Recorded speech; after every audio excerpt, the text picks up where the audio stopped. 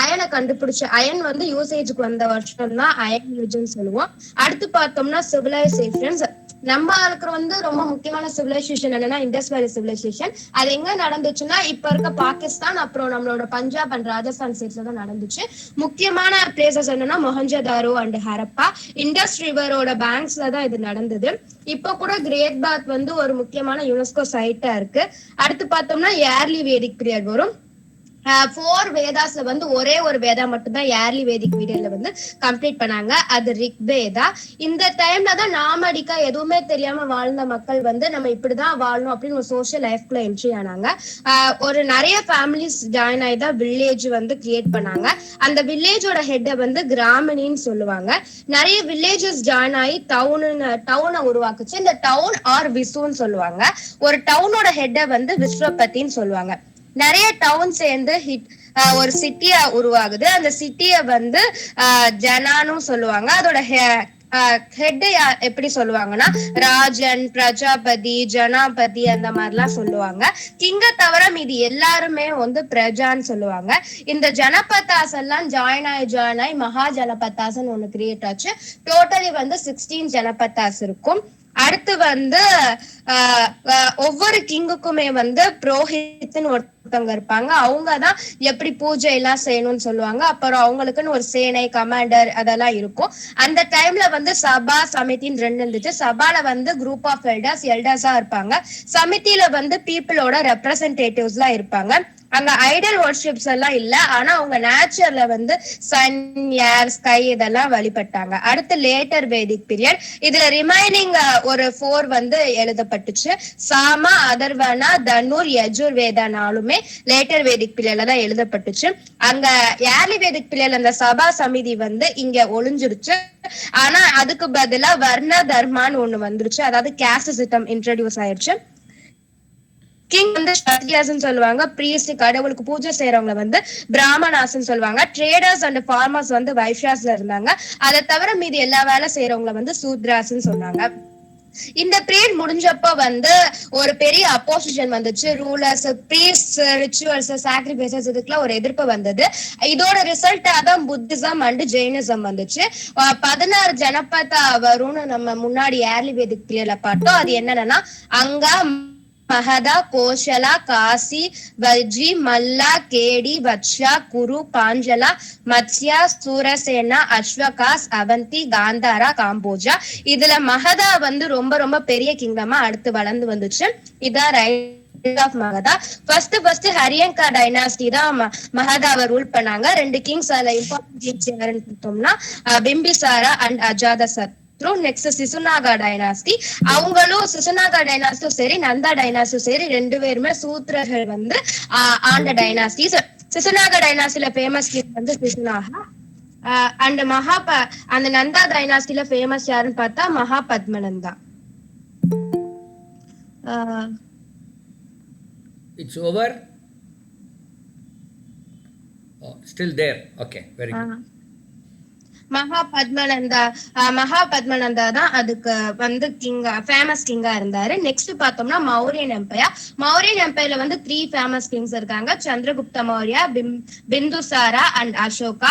After Mauryas வந்து first சென்ச்சுரியில India எப்படி இருந்துச்சுன்னா ஃபர்ஸ்ட் குஷானாஸ் வந்தாங்க. குஷானாஸ்ல வந்து கார்த்வீசிஸ் 1, கார்த்வீசிஸ் 2, கனிஷ்கா இல்ல அசோகா செகண்ட் இவங்க எல்லாம் ஃபேமஸ்.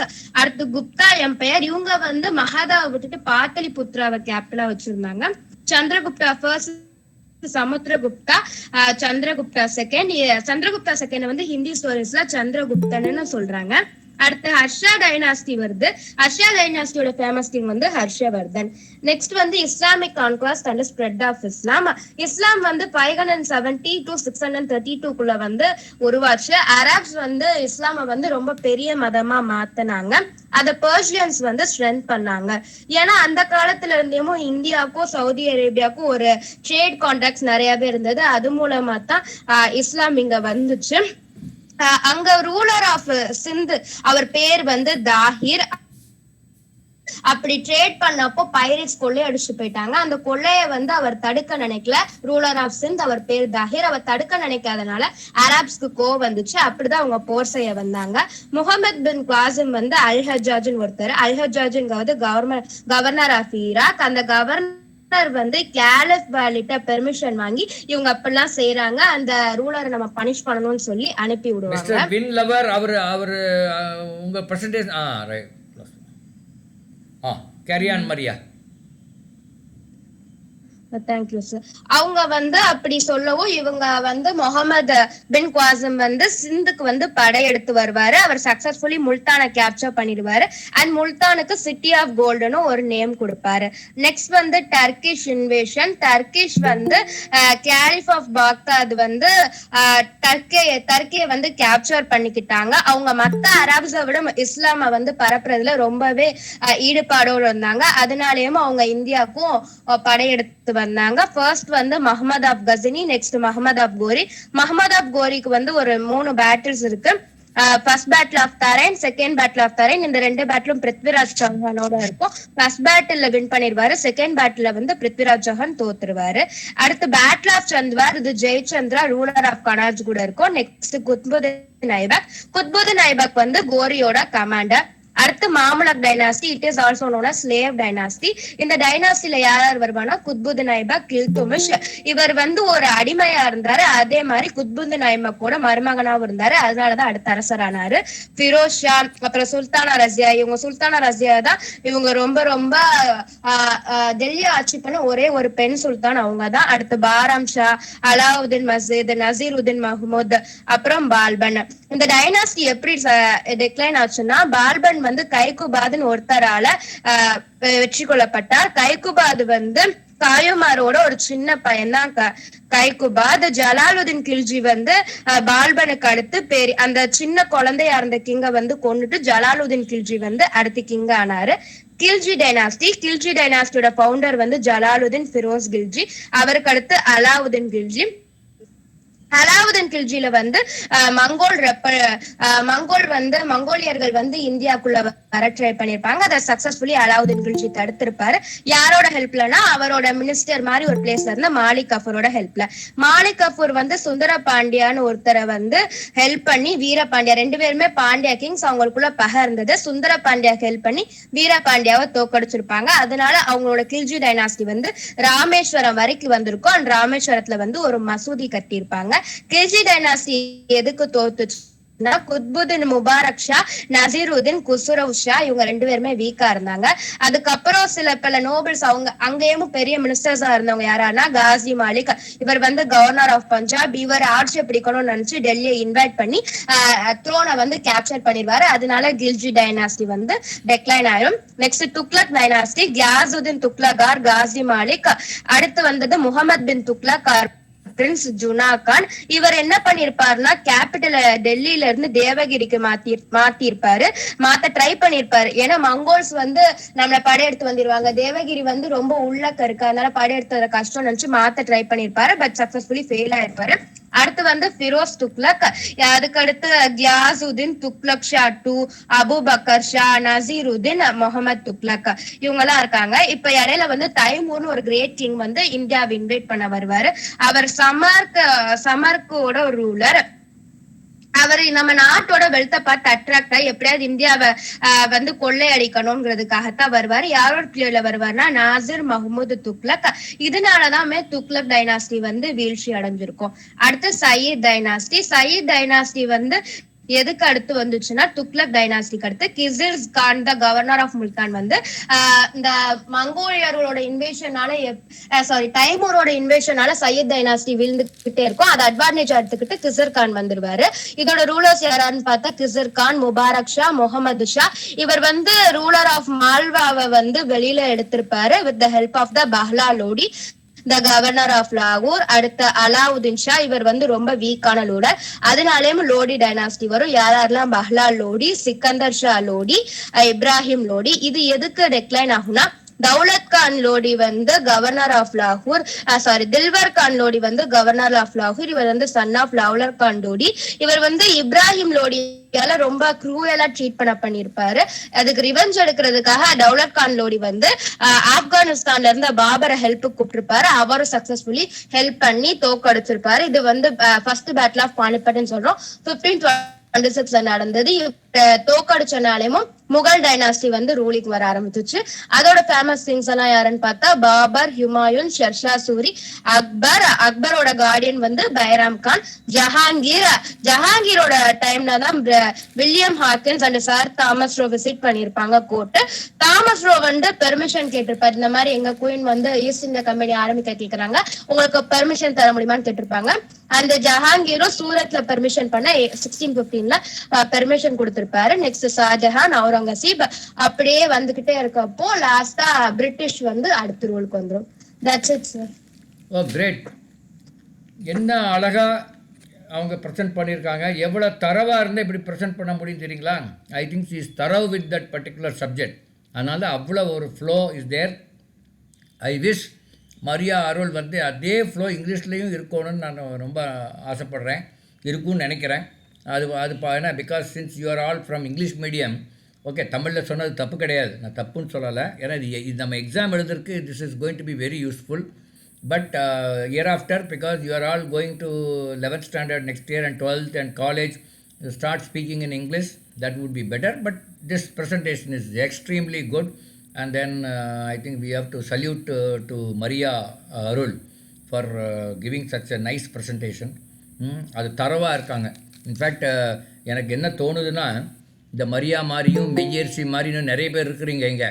நீங்களாம் கிளாஸ் எடுத்தால் நான் கேட்டுட்டு இருக்கலான்னு தோணுது. நானே எடுக்க வேண்டியதில்லை, நீங்களே ரொம்ப அழகாக எடுக்கிறீங்க, என்னை விட ரொம்ப அழகாக எடுக்கிறீங்க. என்னுடைய வாழ்த்துக்கள். இதை கேட்டுட்டு நீங்கள் போய் இப்போ உங்கள் புக்கை படிச்சிங்கன்னா கண்டிப்பாக ரொம்ப நல்லா புரியும். she has covered length and breadth of அந்த ஹிஸ்ட்ரியில் வர்ற அந்த இதெல்லாம் கவர் பண்ணிட்டாங்க. Very nice Maria. ஓகே, இன்னைக்கு கிளாஸில் வந்து நம்ம தேங்க்யூ ஸோ மச் சார். யா மெய்யரசி, நீங்கள் ஏதாவது ப்ரெசென்ட் பண்ண விரும்புகிறீங்களா? சார் நான் டியூஸ்டே ப்ரிப்பேர் பண்ணலாம்னு இருக்கேன் சார். எது சார்? Tuesday sir. சரி இன்னைக்கு இல்லைன்னா பரவாயில்ல, யாருக்கு no compulsion. I am just என்னடா இது. Okay sir. Okay, we'll go to the class. Sir அவங்க எந்த லெசன் we'll go to எடுத்தாங்க சார்? என்னம்மா சார் எந்த லெசன் சார் அவங்க எடுத்த செமினார்? மரியா அது கொஞ்சம் ஆன்சர் பண்ணுக்கண்ணா. 6th to 9th புக் எல்லா ஹிஸ்டரி லெசன்ஸ்ல ஆமாம், என்டையர் இது கவர் பண்ணிட்டாங்க அவங்க. அதுதான் கேட்டேன். 10th வந்து உங்களுக்கு வேர்ல்டு வார்ஸ் அப்படி தான் வருது அப்படின்னு பார்த்தேன். அவங்க 6th to 9th கவர் பண்ணிட்டாங்க. ஏன்னா சம்டைம்ஸ் அந்த மாதிரி கொஸ்டின்ஸ் வரும். அது நம்ம வந்து ரொம்ப வராது, 10th அதிகமாக வரும். பட் அதில் பின்னாடி ஒரு கொஸ்டின் வந்தாலும் நீங்கள் உங்களுக்கு ஆன்சர் பண்ணிக்கலாம் அப்படிங்கிற மாதிரி அவங்க இது பண்ணியிருக்காங்க. Very good Maria, it's good. Okay, 10th நான் பார்த்த போர்ஷனில் ஹிஸ்ட்ரியில் வந்து it talks about world Wars. First world war, second world war, what happened after first world war, what happen to after second world war, like that we are going to discuss today. இப்போ உங்களுக்கு இது தெரியுதா? NTSC ஹிஸ்ட்ரிங்கிறது தெரியுதா? அந்த screen தெரியுதா? Are you able to see the screen? Is it visible? Okay, right. Now, World War I from year 1914 லேருந்து ஆரம்பித்தது. I think 1919 தான் முடிஞ்சதுன்னு நினைக்கிறேன். ஒரு பட் பீக் வந்து 1917, 18 whatever like that. War was fought for economic resources and hence affected civilian population. That is, World War was actually, it was not a war. Typical war எப்படி இருக்குன்னா, one king will go and fight with another king. But World War அப்படி நடக்கலை. World War happened because some of these European countries like Britain, France, Portugal, Danish, Germans, all these people, they went around the world to do business, to do trading. They wanted to import their resources from other countries to their country and then produce the goods there in their country, again do the selling back to the other Asian countries and the other countries. அதாவது raw material இங்கேருந்து கொண்டு போய் அங்கே பொருளாக மாற்றி இங்கே விற்கிறது அப்படிங்கிற மாதிரி ஒரு ஒரு பிளானில் தான் அவங்க அந்த மாதிரி பண்ணாங்க. ஸோ ஆக்சுவலாக இது வார் வந்து அப்போது அந்த மாதிரி அவங்க ட்ரேடு பண்ணும்போது அவங்களுக்குள்ள போட்டி நடந்தது. அதாவது பிரிட்டனுக்கும் ஃப்ரான்ஸ் பீப்புளுக்கும் போட்டி நடந்தது. பிரிட்டனுக்கும் டேனிஷ்க்கும் பிரிட்டனுக்கும் போர்ச்சுகலுக்கும் அந்த மாதிரிலாம் போட்டி நடந்தது. அதனால் வந்த வார் தான் வேர்ல்டு வார். அதாவது சாதாரணமாக ஒரு ராஜா வந்து இன்னொரு ராஜாவோட போரிடுறாருன்னா என்ன எதுக்கு போரிடுவார்? மூணே ரீசன் தான் போரிடுவார். ஒன்று அந்த நாட்டை கைப்பற்றணும், இல்லை அந்த நாட்டோட இளவரசியை கல்யாணம் பண்ணிக்கணும், மூணாவது அந்த நாட்டில் இருக்கிற தங்கம் அந்த மாதிரி இதெல்லாம் எடுத்துகிட்டு போகணும். அப்படிங்கிறதுக்காக போர் நடக்கும். ஆனால் வேர்ல்டு வார் அதுக்காக நடக்கலை. World war took place because they wanted to do business in those countries. அந்த கண்ட்ரியை கேப்சர் பண்ணுறது வந்து அங்கே ரூல் பண்ணோன்னு அவங்க வரவே இல்லை. They wanted to do business. கடைசியில் அவங்க ரூல் பண்ணாங்க. That is a different issue. Europe emerge as a dominant power. Asia and Africa became colonies. European countries became a dominant countries and they had made colonies in Asia and Africa. Europe countries, in particular Britain, aimed at capturing markets and raw materials all over the world. Typical capitalism. Capitalism ன்னு அதான் அர்த்தம். They take the raw material, produce the goods and then sell back the items. Clashes between great powers. Great power இங்கே Britain and Germany. ஒரு பக்கம் Britain, இன்னொரு பக்கம் Germany, ரெண்டு பேர் தலைவர்கள். அதுக்கு பின்னாடி நிறைய கண்ட்ரிஸ் இருந்தாங்க. They had fights war in Asia and Africa. Japan copied capitalism from west and emerge as another power in the east. Africa was colonized by Britain, France, Belgium and Germany, and Japan colonized Korea and Taiwan. Japan என்ன பண்ணுச்சு? கொரியாவை தைவானை போய் பிடிச்சிருச்சு. இந்த central powers அப்படிங்கிறவங்க யாருன்னா Germany, Austria, Hungary, Turkey, Bulgaria, Russia. இவங்கெல்லாம் ஒரு பக்கம். இந்த அலைஸுங்கிறவங்க பிரிட்டன், ஃப்ரான்ஸ், ரஷ்யா, பெல்ஜியம் எல்லாம் இன்னொரு பக்கம். Italy jumped from central powers to allies. இந்த இட்டாலிக்காரர் என்ன பண்ணான்னா முதல்ல ஜெர்மனியோடு இருந்தான். அதுக்கப்புறம் என்ன பண்ணால் இந்த வார் வரும்போது பிரிட்டன் பக்கம் வந்து சேர்ந்துட்டான். அதனால்தான் இந்த ஜெர்மன்காரர் செகண்ட் வேர்ல்டு வாரில் என்ன பண்ணான்னா இட்டாலிக்காரன் அவனை போய் அதுக்குள்ளே அவனை கேப்சர் பண்ணி செகண்ட் வேர்ல்டு வாரில் இட்டாலிக்காரர் ஜெர்மன் பக்கம் போயிட்டான். அப்போ இட்டாலிக்காரன் வந்து அவன் வந்து என்ன ஒரு பச்சோந்தி அப்படின்னு சொல்லுவாங்க. அதாவது இந்த இதில் because at that kind of ஒரு once he supported Germany and then ஸ்விட்ச் to the side and went to the Britain and second world war again he came back to and joined Germany. In both the wars, first world war, second war, ரெண்டுலேயுமே Britain, France இவங்க தான் ஜெயித்தாங்க, German தோத்துது அப்படிங்கிறது நமக்கு எல்லாம் தெரியும். Now I request somebody to read this entire thing once again. யார் படிக்கிறீங்க? யாருங்க அது? சந்தோஷ் சார். சந்தோஷ். எஸ் சந்தோஷ். நீங்கள் போன வேற யாராவது புதுசாக யாராவது படிக்க விடலாமா? இல்லை நீங்கள் யாராவது புதுசாக யாராவது படிக்கிறீங்களா? இதுவரை படிக்காதவங்க யாருங்க? அம்ரீன் படிங்க. சொல்லுங்க அம்ரீன். படிங்க. World War First year 1914 and its aftermath. War fought for economic resources and hence affected civilian population. Europe emerged as dominant powers. Asia and Africa became colonies. கொஞ்சம் ஸ்லோவா படிங்க. நிறுத்தி நிதானமா கிளியரா எல்லாருக்கும் புரியும்னு படிங்க. Okay right. படிங்க. Okay sir. You stand at capturing markets and materials all over the world. Typical capitalism. Clashes between great powers. Carry on. Clashes between great powers, Britain and Germany. In Asia and Africa countries, Japan copied capitalism from West and emerged as a power. Africa was colonized by Britain, France, Belgium and Germany. Japan colonized Korea and Taiwan. Central powers consist of Germany, Austria-Hungary, Turkey, Bulgaria, Russia. Allies include Britain, France, Russia, Belgium, etc. Italy jumped from Central powers to Allies. Yeah, very good. Okay. Next பாருங்க. World War I and aftermath. அதுக்கப்புறம் என்ன நடந்தது அப்படின்னு பார்த்தா USA entered the war in 1916 and supported Britain with navy and finally Germany surrendered in 1918. ஆக்சுவலாக world war ஒன்ல USA வந்து பிக்சர்லேயே இல்லை. ஆனால் இந்த ஜெர்மனிக்காரன் என்ன பண்ணான்னா ஒரு நீர்மூழ்கி கப்பல் ஒன்று கண்டுபிடிச்சி அது வழியாக மற்றவங்க எல்லாரையும் அட்டாக் பண்ணிட்டு இருந்தான். அந்த தடவை அப்புறம் பிரிட்டன் வந்து ரொம்ப பயந்துட்டான். பிரிட்டன் வந்து இ took the help of USA. Oh எனக்கு இவன் ஜெர்மன்காரன் பயங்கர ஸ்ட்ராங் ஆகிட்டான். அப்போ USA help Britain with navy as well as பணமும் கொடுத்து ஹெல்ப் பண்ணான்.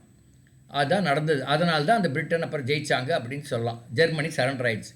அதுக்கப்புறம் வேர்ல்டு வார் ஒன்னுக்கு அப்புறம் இனிமேல் போரே நடக்கக்கூடாது, போர் நடந்து எக்கச்சக்கமான செலவாகுது and waste of money, waste of time எல்லாம் சொல்லிட்டு பீஸ் கான்ஃபரன்ஸ் ஆஃப் பாரிஸ்ன்னு சொல்லி 1919 it took place. After the world war one the USSR the rise of USSR. யூஎஸ்எஸ்ஆர்னா ரஷ்யா வந்து ஒரு பெரிய பவர்ஃபுல்லான ஒரு நாடாச்சு. USA become a money lender for European countries. Colonies awaken and wanted freedom. அதாவது யூஎஸ்ஏ வந்து ஒரு மணி லெண்டர், அவர் வந்து ஃபைனான்ஸ் கொடுக்குற ஆளாக ஆகிட்டார். காலனிஸ்னால் ஏஷியாவிலையும் ஆஃப்ரிக்காவில் உள்ள கண்ட்ரீஸ் லைக் இந்தியாவில் colonies, because we are colonies of Britain. அந்த மாதிரி இந்த காலனிஸ் எல்லாம் என்ன பண்ணாங்கன்னா ஃப்ரீடம் வேணும் அப்படின்னு அந்த ஃப்ரீடம் ஸ்ட்ரகிள் ஸ்டார்டட்.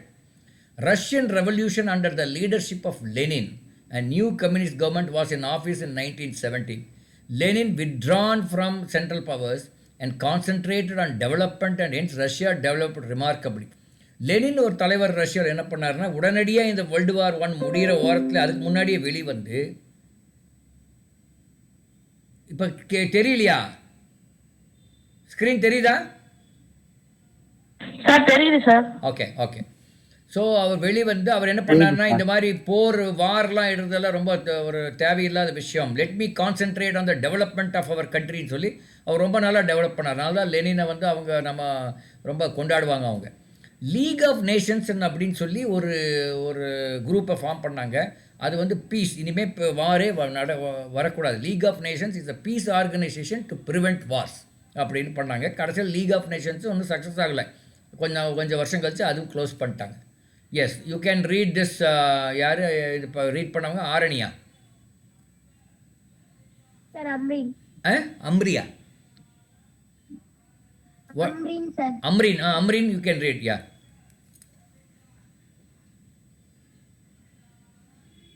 படிங்க.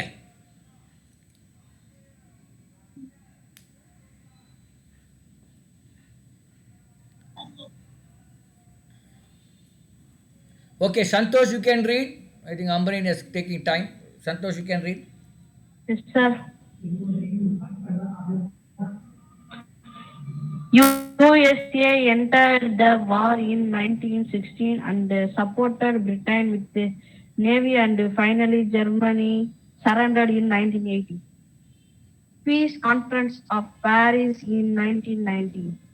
Aftermath of WW1 is rise of USSR. USA became a money lender for European countries. Colonies awakened and wanted freedom. Russian Revolution under the leadership of Lenin and new Communist government was in office in 1917. Lenin withdrawn from central powers and concentrated on development and hence Russia developed remarkably. League of Nations is League of Nations. Organization. League and League of Nations. Okay, sir. League of Nations is a peace organization to prevent wars. Okay, இதெல்லாம் after world war one நடந்த விஷயங்கள். Okay, அப்புறம் வந்து between world war one and world war one வந்து 1916-17. Second world வார் வந்து 1943. அப்போது அதுக்கு நடுவால் எவ்வளோ 25 வருஷம் இருந்திருக்குது. என்ன நடந்ததுன்னு பார்த்தா great depression after world war one. Depression அப்படின்னா எக்கானமி வந்து ரொம்ப மோசமாகி போச்சு. அதாவது யாருக்கிட்டையும் பணம் இல்லை. ஏன்னா இப்போ இருக்கிற பணமெல்லாம் செலவு பண்ணியாச்சு வார்க்கே. அங்கே சாப்பாடுக்கே வழி இல்லை. Stock market crash in USA. Stock மார்க்கெட்டெல்லாம் அங்கே கிராஷ் ஆகி போச்சு. அங்கே அதனுடைய அந்த எப்பவும் விற்கிற ஷேர்ஸ் எல்லாம் விற்கலை. Break down of international system of exchange between the countries அந்த இம்போர்ட் எக்ஸ்போர்ட்ஸ் எல்லாம் ரொம்ப குறைஞ்சிச்சு.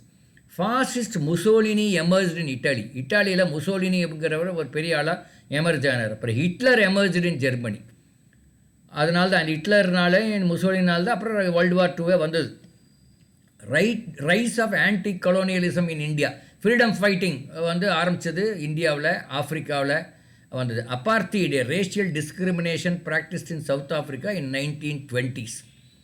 சவுத் அமெரிக்கா வந்து Monroe doctrine prevented colonisation of South America by British, but later they fell for USA intervention and exploitation.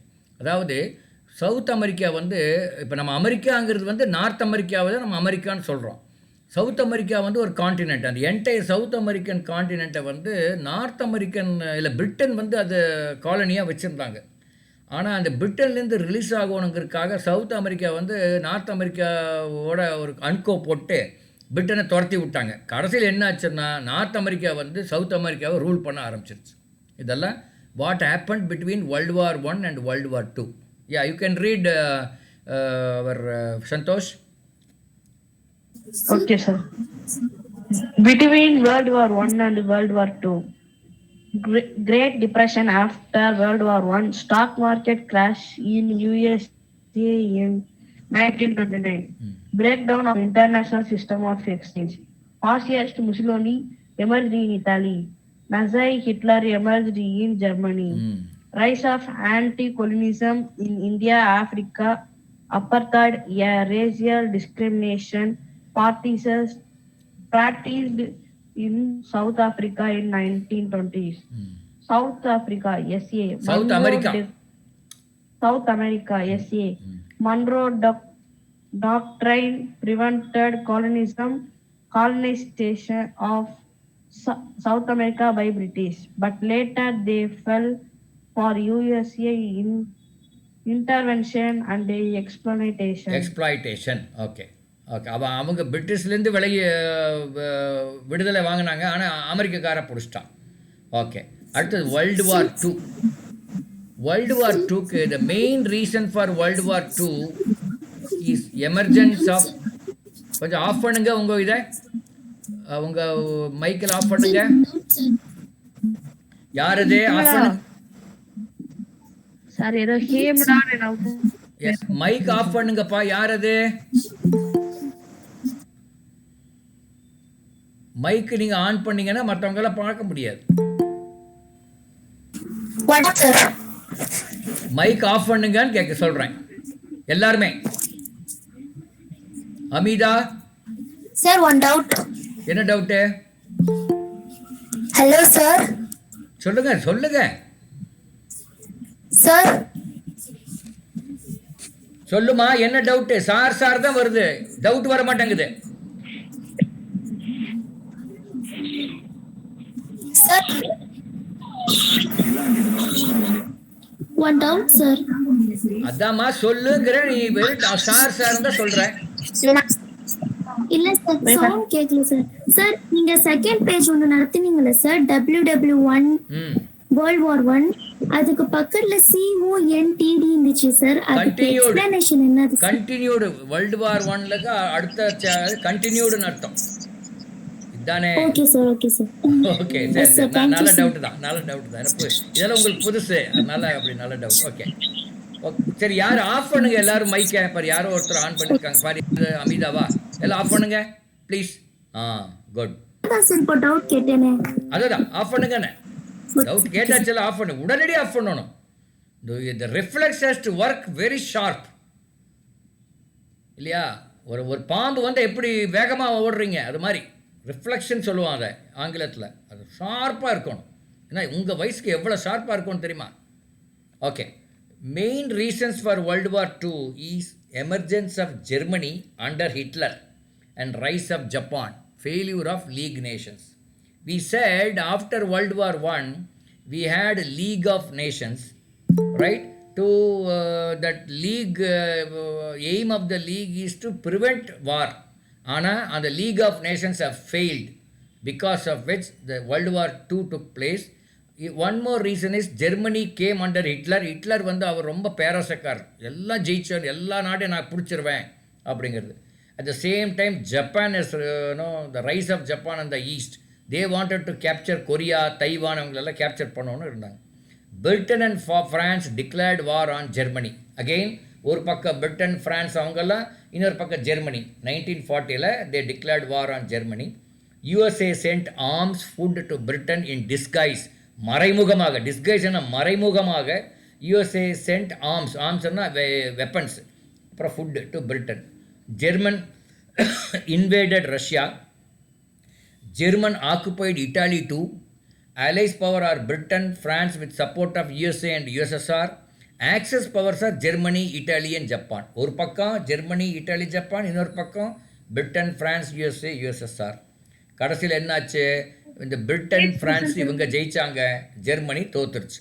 UNO, world bank, IMF established after world. Okay, அதுக்கப்புறம் தோத்த பிறகு இந்த United Nations war established, world bank was established, India International Monetary Fund was established after World War II in 1945. Post World War II, there are two superpowers emerged. That is, one is USA, other one is USSR. World வார்க்கு அப்புறம் இந்த ரெண்டு country emerge ஆச்சு. அதுக்கு முன்னாடியெல்லாம் Germany, Britain அவங்க தான் பெரிய தலைக. ஆனால் வேர்ல்டு வார் 2க்கு அப்புறம் அமெரிக்காவும் ரஷ்யாவும் இப்போ எமர்ஜ் ஆச்சு. இப்போ என்னாச்சு? ரஷ்யா எல்லாம் ஃப்ராக்மெண்டேஷன் ஆகிப்போச்சு, அது எல்லாம் ஸ்ப்ளிட் ஆகிப்போச்சு. USA is the only super power now. another super power, emerging super பவர்னு யாரை சொல்லலாம்? சைனாவை சொல்லலாம். So China may become a super power. இப்போ போகிற ரேட்டில் போச்சுன்னா it may become a super power. Okay, now Santosh, can you read this? Yes, sir. World War II. Main reasons for World War II is emergencies of Germany under Hitler and rise of Japan, failure of League of Nations. Britain and France declared war on Germany in 1940. USA sent arms, food to Britain in disguise. German invaded Russia. German occupied Italy too. Allies power are Britain, France with support of USA and USSR. Axis powers are Germany, Italy and Japan. UNO, World Bank, IMF established after World War II in 1945. Post World War II, two superpowers emerged with USA and namely USSR. VIZனா நேம்லின்னு படிக்கணும். அதை படி பார்க்கலாம். Namely USA and USSR. Okay right, good. அடுத்தது பாருங்க.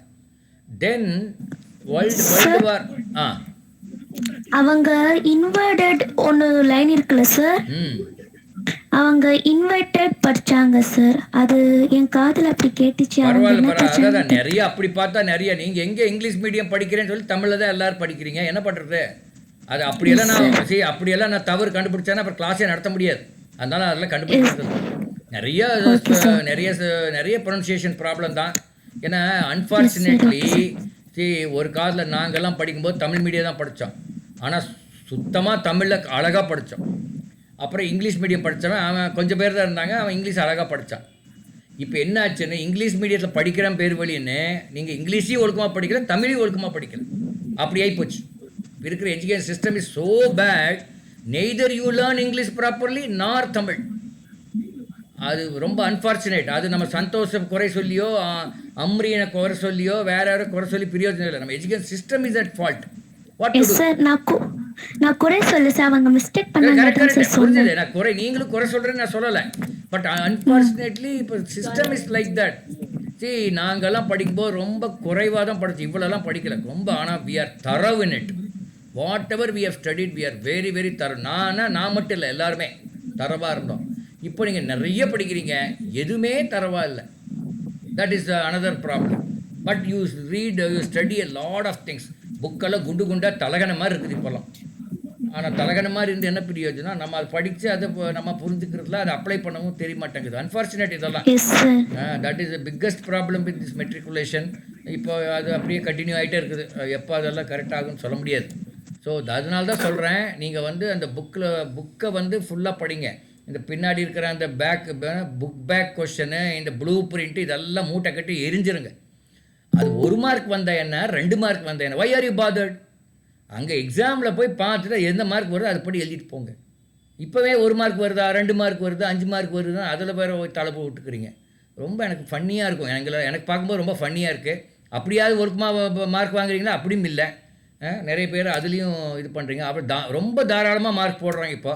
அப்பவும் நம்ம because our system அப்படி இதாகிடுச்சு, week பண்ணிட்டாங்க.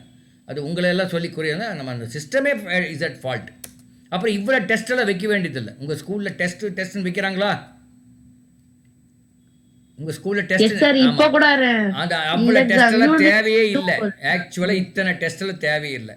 உங்களுக்கு என்னென்ன குவார்டர்லி ஒன்று நடக்கும், அதுக்கு முன்னாடி ஒரு சின்ன டெஸ்ட் ஒன்று ஃபெயில் நடக்கும். Quarterly, second mid term, halfly, ஆமாம், அதுக்கு முன்னாடி ஒரு சின்ன டெஸ்ட்டு, ஆனுவல் எக்ஸாம், அவ்வளோதான். இது என்னடானா இது weekly test, double weekly test, monthly டெஸ்ட்டுன்னு எல்லாம் தேவையா? அதெல்லாம் இத்தனை சைக்கிள் டெஸ்ட் கூட, cycle test, car test, lorry டெஸ்ட்டெல்லாம் எதுக்கு? அதெல்லாம் தேவையில்லாத விஷயங்கள்லாம் பண்ணுவாங்க ஸ்கூலில். I am very sorry, this is like this for the last 20-30 years.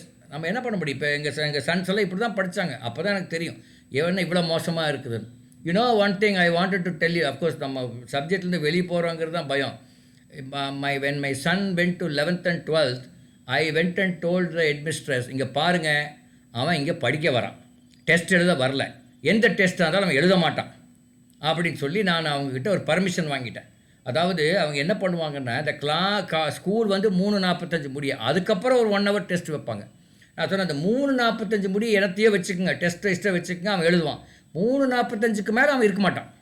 I don't want him to be there. அவனும் இருக்க மாட்டான், அவன் வெளியே வந்துடுவான் அப்படின்னு சொல்லி அந்த அம்மா எனக்காண்டா பயந்துக்கும் அந்த அம்மா, அந்த ஹெட்மிஸ்ட்ரஸ். அப்போ ஐயோ இந்த ஆள் தொந்தரவு தாங்க முடியாதுன்னு சொல்லிட்டு விட்டாங்க. எல்லா நாளுமே அந்த டெஸ்ட் எதுவுமே எழுதாமல் தான் வருவான். அங்கே எல்லாம் உட்காந்து எழுதுவாங்க. கடைசியில் என்னாச்சு, he is the only boy who got better marks, everybody else scored poor marks. நினச்சி பாருங்கள், டெஸ்ட் எழுதுனவங்கெல்லாம் மார்க் கம்மியாயிடுச்சு. டெஸ்ட்டு எழுதி அந்த மண்டையை மழுங்க வச்சிடுறாங்க. அது எழுதாமல் இருந்தால் கூட அந்த மண்டை கொஞ்சம் ஷார்ப்பாக இருக்கும். இது மழுங்க வச்சு அந்த கத்தி வந்து வெட்ட மாட்டேங்குது. கத்தி வந்து ஷார்ப்பாக இருந்தால் தான் வெட்டும். இதை மண்டையில் மழுங்க வச்சு பிரெயினும் ஷார்ப்பாக இருக்கணும். ஷார்ப்பாக இருக்கிறதில்ல, மழுங்கிட்டாங்க. உன்னையே திருப்பி எழுதுறது. அதுவும் அன்ஃபார்ச்சுனேட். ஓகே, நம்ம அதில் டைம் செலவு பண்ண வேண்டாம். அது பேசிகிட்டே இருக்கலாம். Okay, World War II. After World War II என்ன நடந்ததுன்னா, Chinese Revolution, Communist Party of China emerged, Japanese surrendered and left North China which was occupied by them. USA supported China for eviction of Japan. அதாவது சைனீஸில் communist party வந்தது. Japan அதுவரையிலும் சைனாவை பிடிச்சி வச்சுருந்தாங்க, அதை rule பண்ணிட்டுருந்தாங்க. இந்த அமெரிக்காவோட ஹெல்ப்போட அந்த சைனாவிலேருந்து ஜப்பான் போயினா ஜப்பான் தோற்று போச்சு. செகண்ட் வேர்ல்டு வாரில் அந்த நாகசாகி, ஹிரோஷிமாவில் அந்த அணுகுண்டு போட்டாங்க, தெரியுமா? அதெல்லாம் படிச்சிருப்பீங்க. அந்த அணுகுண்டு, ஆமாம், அந்த அணுகுண்டுக்கு பேர் என்ன தெரியுமா? அந்த அணுகுண்டுக்கு பேர் என்ன தெரியுமா? Atomic bomb. Atomic bomb. Little boy and fat boy. Little boy and little, அதுக்கு பேர் லிட்டில் பாயின் பேர். கரெக்டாக சொன்னாங்க. Very good. ஓகே, அது வந்து குவிஸ் கொஸ்டின். நாங்கள்லாம் ஸ்கூலில் படிக்கும்போது இது ஒரு குவிஸ் கொஸ்டினாக கேட்பாங்க. நாங்கள் அது அப்படி தான் எனக்கு தெரியும். Okay, then Japanese surrendered and left north China which was occupied by them. USA support China for eviction of Japan. Then Cold War happened between USSR and USA. அதாவது பனிப்போர். என்னென்னா, வார் நடக்கலை, ஆனால் 2 பேர் வார் நடக்கிற மாதிரி. இவங்க வந்து நிறைய வெப்பன்ஸ் எல்லாம் வச்சுக்குவாங்க, அவங்க வெப்பன்ஸ் வச்சுக்குவாங்க. இவங்க நியூக்ளியர் வெப்பன், அவங்க நியூக்ளியர் வெப்பன், இவங்க ஆட்டோமிக் காமிப்பாங்க. இதெல்லாம் கூட இப்போ நம்ம இதில் கூட இருக்குமே, நம்ம தமிழ் சினிமாவில் ஒரு பக்கம் வில்லன் இருப்பான், ஒரு பக்கம் ஹீரோ இருப்பார். ஹீரோ கிட்ட 2 பேர் வந்தீங்கன்னா வில்லன் கிட்ட 20 பேர் விற்பாங்க. இங்கே அப்புறம் 5 பேர் ஆட் பண்ணால் அங்கே போய் 50 பேர் ஆட் பண்ணுவாங்க. எல்லாம் அப்படி ஆட் பண்ணிட்டே போவாங்க இல்லையா? அப்புறம் தான் கடைசியில் சண்டை நடக்கும். எல்லாம் ஆட் பண்ணி நான் எவ்வளோ திறமையாக இருக்கிறேன், எவ்வளோ ஸ்ட்ராங்காக இருக்கேன் அப்படின்னு காமிப்பாங்க. எல்லாம் இந்த வார்லேருந்து எல்லாம் கற்றுட்டு படத்துலலாம் கொண்டு வந்துடுறாங்க. தென் நேட்டோன்னு ஒரு ஆர்கனைசேஷனை உண்டாக்குனாங்க. USA and Europe join to resist USSR. சீட்டோன்னு ஒரு organisation, South East Asian countries join to resist communism rule. Warsaw பேக்ட்னு ஒரு இது headed by USSR and East European countries to counter NATO. And CENTO pact, Britain, Iran, Pakistan, Iraq and USA இவங்கெல்லாம் ஒரு sign பண்ணாங்க. இந்த மாதிரி நிறைய ஒரு ட்ரீட்டி, ஒரு அண்டர்ஸ்டாண்டிங் ட்ரீட்டி அல்லது இதெல்லாம் ஒரு அண்டர்ஸ்டாண்டிங் வந்தது. ஆனால் எந்த அண்டர்ஸ்டாண்டிங்குமே ரொம்ப நாள் நிற்கல. நேட்டோ வாஸ் தேர், அதுக்கு ஆப்போசிட்டாக சீட்டோ வந்தது, வார்சா பேக்ட் வந்தது, அதுக்கு ஆப்போசிட்டாக சென்டோ வந்தது. பட் எதுவுமே ஸ்ட்ராங்காக இருக்கலை. Okay, but these are some understanding between some of these nations. Like இப்போ வந்து நம்ம சார்க் கண்ட்ரீஸ்னு சொல்கிறோம் இல்லையா, SAAR பிரிக்ஸ் கண்ட்ரீஸ்ன்னு சொல்கிறோம். இதெல்லாம் ஒரு அண்டர்ஸ்டாண்டிங். பிரிக்ஸ் என்ன, பிரேசில், ரஷ்யா, இந்தியா, அந்த மாதிரி சவுத் ஆஃப்ரிக்கா அதெல்லாம் வருது பிரிக்ஸ் கண்ட்ரீஸ் அப்படிங்கிறோம். சைனா, இதெல்லாம் ஒரு சார்க்குங்கிறது அதே மாதிரி தான். என்னது 8 countries வந்து அதுல ஒண்ணா இருக்கும் அதில் சார். சார்க்கில் இருக்கும். இவங்கெல்லாம் ஒரு அண்டர்ஸ்டாண்டிங் வைப்பாங்க. இது கொஞ்ச நாளைக்கு அதை ஓடும், ஏதோ ஒரு அண்டர்ஸ்டாண்டிங் ஓடும். அதுக்கப்புறம் அது அப்படி பிஸ் அதே மாதிரி தான் நேட்டோ, சீட்டோ, வார்சா. பட் நம்ம எக்ஸாமுக்கு இதெல்லாம் தெரிஞ்சு தான் ஆகணும், வேறு வழி இல்லை. Okay, due to time I will just go to the next one. World after world war II continued. CONTDனா கண்டினியூடுன்னு அர்த்தம், அதுக்கு ஷார்ட் ஃபார்ம். அது Korean war happened between North and South Korea. சண்டை வந்தது.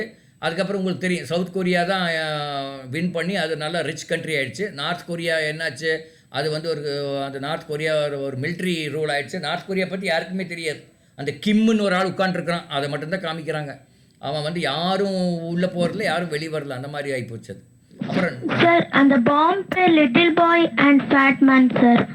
ஆமாம், ரெண்டு. ஆமாம், லிட்டில் பாய் அண்ட் ஃபேட் மேனா? Yes sir. Okay, little boy ஒன்று தான் ஞாபகம் இருக்குது. ஏன்னா எப்போ ஃபேட் மேன் வந்து நாகாசாக்கில போட்டாங்க சார். லிட்டில் பாய் வந்து ஹிரோஷிமால போட்டாங்க சார். ஒரு காலத்தில் இது வந்து குவிஸ் கொஸ்டின். நாங்கெல்லாம் குவிஸ்ல நான் இருந்தபோது இதெல்லாம் கொஞ்சம் அப்படியே மனப்பாடமா சார். எனக்கு இங்கிலீஷ் குரூப்ல சேர்த்து விட்றீங்களா சார்? எனக்கு நீங்க தான் இப்போ லிங்க் சென்ட் பண்ணீங்க, எனக்கு வர மாட்டேங்குது. சேர்த்து விட்டுறேன். Okay sir, thank you sir. NAM அப்படின்னு ஒன்று ஆரம்பித்தாங்க, newly independent countries like in Asia and Africa. அதாவது இந்த காலனிஸ், பிரிட்டிஷ் காலனிலேருந்து ரிலீஸ் ஆனவங்க எல்லாருமே அவங்க வந்து இந்த NAM, அதாவது நான் அலைன்டு என்னமோ பேர், நான் அலைன்டு ஏதோ எம்முக்கு என்ன மறந்துட்டேன், அது நான் அலைன்மெண்ட்டு நம்ம வரும். அதாவது நாங்கள் அணிசேரா நாடுகள்னு பேர். நாங்கள் இந்த பக்கமும் சேரல, அந்த பக்கம் சேரல, அமெரிக்கா பக்கம் சேரல, ரஷ்யா பக்கம் சேரலன்னு நடுநிலைமை வைக்கிறேன்னு சொல்லி வந்தது தான் NAM. சார் நான் அலைன்மெண்ட் மூவ்மெண்ட். ஆமாம், நான் அலைன்மெண்ட் மூவ்மெண்ட். கரெக்ட். அதான், வெரி குட், தேங்க்ஸ். இதெல்லாம் நான் இது இந்த PPT ப்ரிப்பேர் பண்ணி 2 வருஷம் ஆச்சு. இன்றைக்கி தான் மறுபடியும் எடுத்து பார்க்குறேன். இன்னைக்கு காலையில் கூட எடுத்து பார்க்கல, இப்போ கிளாஸ் எடுத்து சார். நான் அலைன்மெண்ட் மூவ்மெண்ட் சார். கரெக்ட். அப்புறம் Cuban revolution took place. USSR remove their military present and USA promise never to invade Cuba. கியூபாங்கிறதுல வந்து USSR அதை போய் பிடிச்சிட்டு இருந்தது. Then they left that Cuba and then USA வந்து அது கியூபா வந்து USA பக்கமாக இருக்குது. ஆனால் USA promise that they will not invade Cuba. அப்புறம் இந்த அராப் இஸ்ரேலி வார் அது இன்னும் நடந்துகிட்டு இருக்குது. அராப் இஸ்ரேலி வார் உங்களுக்கு தெரியும், இஸ்ரேலுக்கும் அராபுக்கும் நடந்துகிட்டே இருக்குது. இஸ்ரேலுங்கிறவங்க ஜூஸு, அராபுங்கிறவங்க முஸ்லீம்ஸ். இவங்க 2 பேருக்குள்ளே அந்த பாலஸ்டைன் அப்படிங்கிற அந்த ஏரியாவில் காசா ஸ்ட்ரிப்னு சொல்லுவாங்க அந்த இடத்த. அது வந்து இன்னும் நடக்குது. அது அந்த வார் இன்னும் முடிஞ்ச பாடு இல்லை. சார் என்ன பேர் சார்? காசா ஸ்ட்ரிப் அப்படின்னு அந்த இடத்துக்கு பேர். அதெல்லாம் புக்கில் இருக்குமா, நீங்கள் ஒன்றும் கவலைப்படாது, எல்லா புக்கில் இருக்குது. புக்கில் இல்லாத எதுவுமே நான் சொல்லலை. ஓகே, அடுத்து Vietnam war. Other countries existed and 2 Vietnams form, North Vietnam and South Vietnam under Indo Chinese federation. வியட்நாமில் வந்து அகெயின் ஜப்பான்காரன் விட்டு அவனை துரத்தி விட்டுட்டு 2 வியட்நாமே ஃப்ரீடம் கொடுத்தாங்க. அந்த ஃப்ரீடம் கொடுக்கும்போது அது அவங்க ஹெல்ப் பண்ணது இந்தியாவும் சைனீஸும். Fall of Berlin wall and end of cold war. அதாவது ஜெர்மன் 2ஆக பிரிஞ்சிருச்சு. எப்போ வேர்ல்டு வார்க்கு முன்னாடியே, அதாவது வேர்ல்டு வார்க்கு பின்னாடி, செகண்ட் வேர்ல்டு வார்க்கு பின்னாடி. ஒன்று வந்து east Germany and west Germany. அதில் இந்த ஈஸ்ட் ஜெர்மனி வந்து ரொம்ப புவர் கண்ட்ரி ஆகி போச்சு, வெஸ்ட் ஜெர்மனி வந்து நல்ல ரிச் கண்ட்ரி ஆகி போச்சு. கடைசியில் என்ன பண்ணாங்க, 2 பேரும் ஒட்டுக்கா சேர்ந்துக்கலாம், அனந்தபிக்கு தானே நம்ம எல்லாம் சேர்ந்துக்கலாம்னு சொல்லி அந்த நடுவால் இந்த வாரை எல்லாம் கொலாப்ஸ் பண்ணி 2 பேரும் ஒட்டுக்கா சேர்ந்தாங்க. East Berlin was influence by USSR and west Germany as a support of USA. இப்போ எல்லா ஜெர்மனி ஒரே ஜெர்மனி ஆகி போச்சு. அப்புறம் USSR ஏன் பிரிஞ்சுதுன்னு கேட்டால், அப்போ வந்து கோர்பாஷேவ் அப்படின்னு ஒரு பிரசிடென்ட் இருந்தார். அவர் பேர் கோர்பாஷேவ் அப்படின்னு. அவர் ஒரு புதுசாக ஒரு 2 பாலிசி கொண்டு வந்தார். ஒன்று பெரிஸ்ட்ரோய்க்கா அண்ட் கிளாஸ்நாஸ்ட்னு பாலிசி கொண்டு, 2மே நல்ல பாலிசி. ஆனால் அவர் கொண்டு வந்த விதம் வந்து சரியில்லை, அவசரமாக கொண்டு வந்துட்டார். அதனால் மக்கள் வந்து ரொம்ப அவருக்கு பிடிக்கல. இப்போ எப்படி இப்போ அக்ரிகல்ச்சர் பாலிசின்னு நம்ம சென்ட்ரல் கவர்மெண்ட் கொண்டு வந்தாங்க இல்லையா, அது வந்து அப்புறம் அக்ரிகல்ச்சரிஸ்டெல்லாம் வந்து அதை எதிர்த்து போராட்டம் பண்ணி இப்போ அதை அந்த பாலிசியை வாபஸ் வாங்கிட்டாங்க. ஆனால் இந்த இவங்க பெரிஸ்டோரிக்கா வந்தபோது அது வந்து மக்கள் வந்து அதை விரும்பலை. அதனால் என்னாச்சுன்னா அந்த ரஷ்யா வந்து 4-5 பிரிஞ்சிருச்சு. யூரோப்பியன் யூனியன் அதுக்கப்புறம் யூரோப்பில் வந்து நிறைய கண்ட்ரி இருக்குது. இந்த ஸ்பெயின், ஃப்ரான்ஸு, போர்ச்சுகல், அப்புறம் ஜெர்மனி, எல்லோரும் இவங்க எல்லோரும் சேர்ந்து நம்ம எல்லாம் சேர்ந்து ஏன் ஒரே கண்ட்ரி இருக்கக்கூடாதுன்னு சொல்லி they all formed one European union form பண்ணி அவங்களுக்கு நம்ம ஒரு கரன்சி வைக்கலாம்னு சொல்லி யூரோ அப்படின்னு ஒரு கரன்சி வச்சாங்க. அவங்க நாட்டுக்கு ஒரு கரன்சி இருக்குது, ஆனால் இத்தனை பேருக்கு சேர்ந்து ஒரு கரன்சி கால்டு யூரோன்னு பேர். அதுவும் என்னாச்சு, ரொம்ப நாள் நிற்கல. அப்போ பிரெக்சிட்னு ஒன்று வந்தது இப்போ ரீசெண்டாக.